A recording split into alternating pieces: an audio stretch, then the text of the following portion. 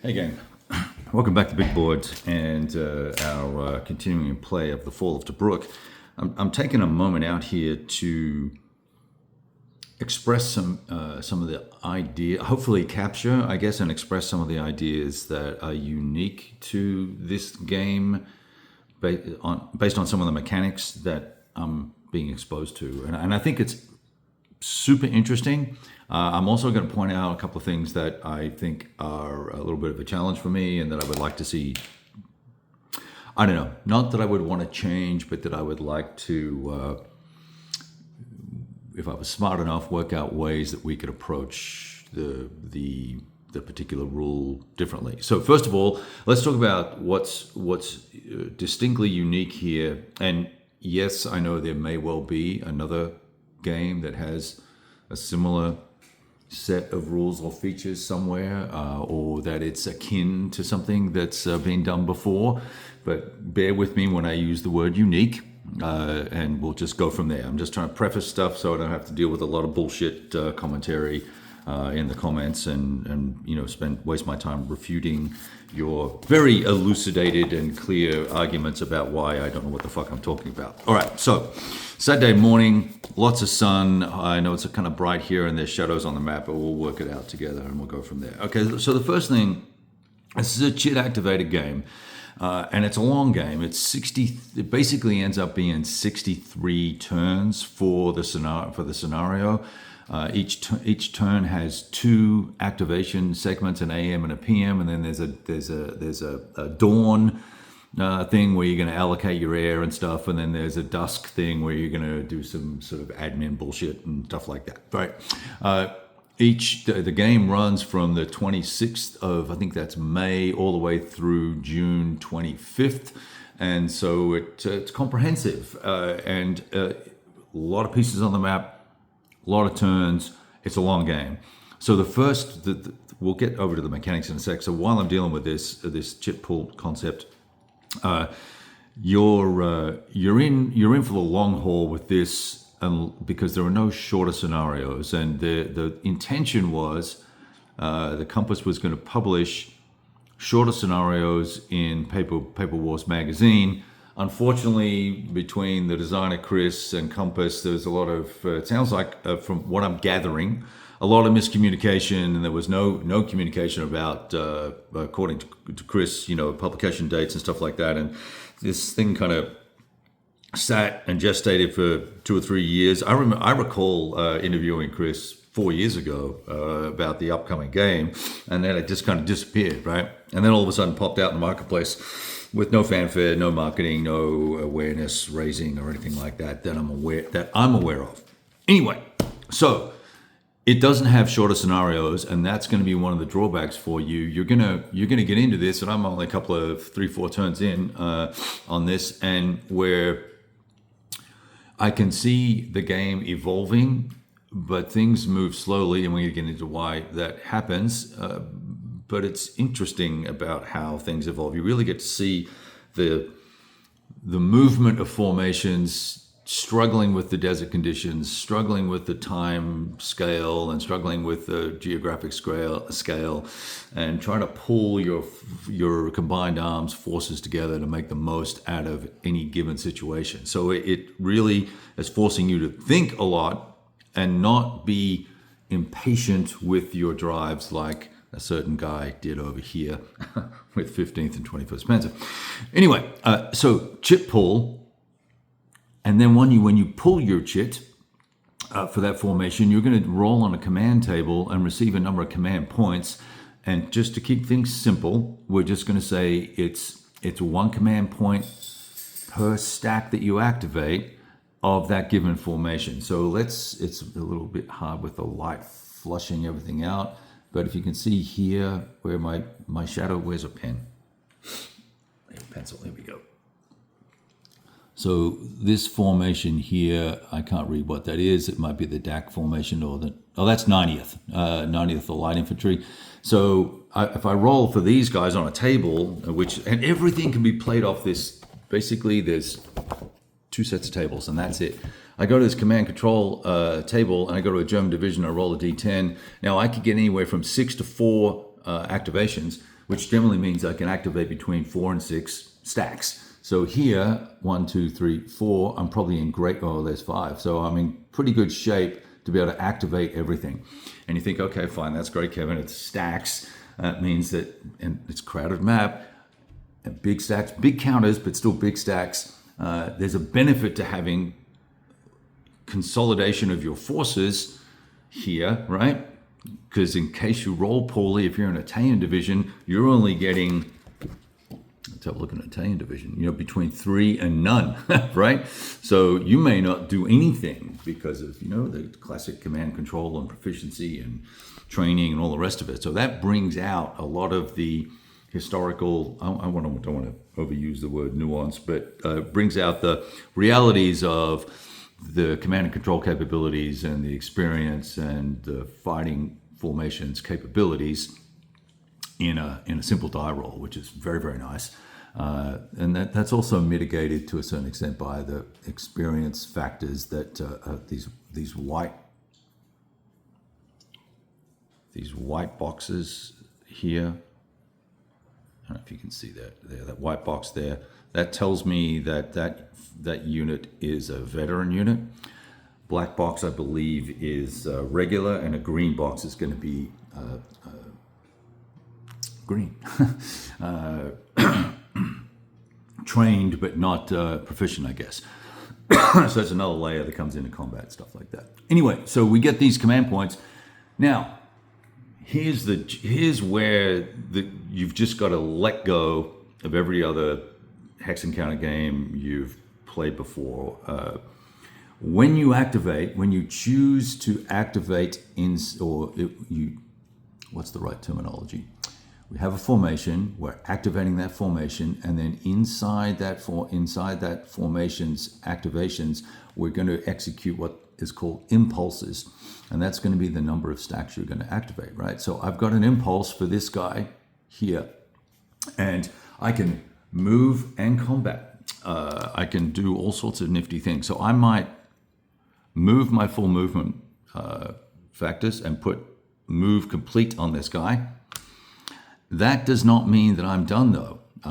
Later on, once I've moved other units, let's say, for example, let's pretend these mines are not here. I move these guys here. I would put a move complete on them. Let me just get a little marker like this. And then I would maybe move, this is my second stack out of the 4, say, that I have. I might move these guys up and put a move complete on them.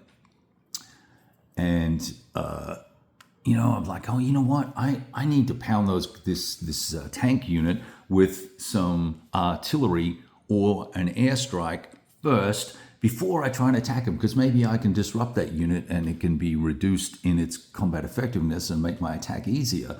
So I have these two impulses I can execute inside my activation for each stack. I can move and I can fight. Now, if I have artillery here somewhere, which I don't think I do handy, let's pretend this artillery was attached, right? And let's say it was in range, or let's say I moved it up to half.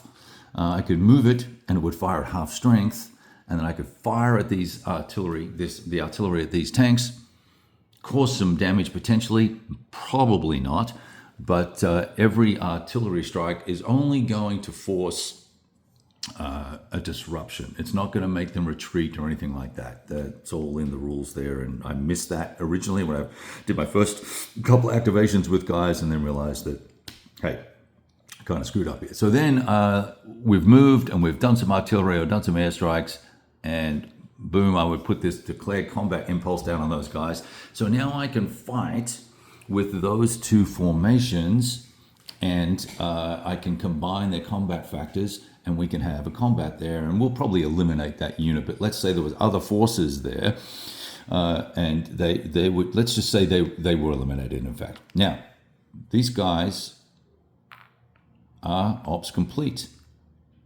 And you'll note, I didn't advance anybody, right? There is no advance after combat with this game. What has to happen? I've got my third activation. I'm going to move these guys up, and they're going to either break through in here, with their movement, or they might continue. Let's say this guy retreated. I might carry on and move forward and move adjacent to him, put a move complete on him, and then conduct a combat against that guy. Or maybe I wanted to move here and attack this HQ, which probably has arty. No, it has tanks, so that would be a bad idea.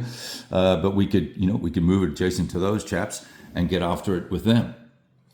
Very different flow and thinking about how you're approaching the engagement of individual and discrete hexes. So you've really got to start thinking about sequencing combat capabilities into the forward area where all that shit's going down, right? So there's a lot to be said for stacking, but there's also a downside to stacking, because when you're stacking and you're getting these significant stacks put together, let me just put these guys back so that I don't screw this up completely. I'm going to show you these here. So 2 stacking points, 4 stacking points, 4, 4, 4, right? 4, 8, 12, 14 stacking points there. That creates a heavy zone of control because it has 12 or more stacking points. 4 to 11 stacking points would be a light zone of control, meaning that I would just pay incremental movement points to pass through or by a zone of control. Whereas with a heavy ZOC, I got to stop, right? Now, disrupted units don't have stacking points. Disrupted units don't have zones of control, and anything less than 4 stacking points won't have a zone of control. So there's a need to be stacked to a certain level. The downside of that is if you're in using artillery and you've got 11 to 15 stacking points, you're going to get a benefit on the die roll, on the integrated CRT here, of 1 shift to the right. So let's say I had 9 artillery points attacking, I would get 1 column shift to the right, and I'd be rolling on this table here. Now, I've previously discussed this light, medium, and heavy combat result based on the unit's morale level, which is D here, okay? Where was this guy? He was here. And we can talk about that more at some other point if we want to, or if you guys are interested. But combat results are are going to be something like this. We might become disrupted, and we'll lose our some combat effectiveness, and our morale is going to go down by 1. So I've gone from a 2-1-3 down to a 1-0-1, right? And plus my movement is halved. But my morale went from a D to a C. Now in combat, if I get the results, I think I've showed you this before, but let's have a look at a close combat result. If I get a light result, I can disrupt a unit, or I can have all the units disrupted or both sides disrupted. But if I roll poorly, the attacker could also be disrupted. And then we would bounce over to, we roll second die, I roll them all together, but you roll the second die, and I'm going to have to retreat 2 hexes and do a morale check, or I'm just going to retreat 1 hex, as the case may be, or the attacker may suffer a morale check as well. When you have a morale check, you look at this little table here, morale check here, straight up, you just look at your current morale, roll a die, and it tells you where you're gonna end up. You're gonna put this morale marker. Okay, I went from a D to a C, so I put a -1 letter. Or if I went from a D to a B, I would put a -2.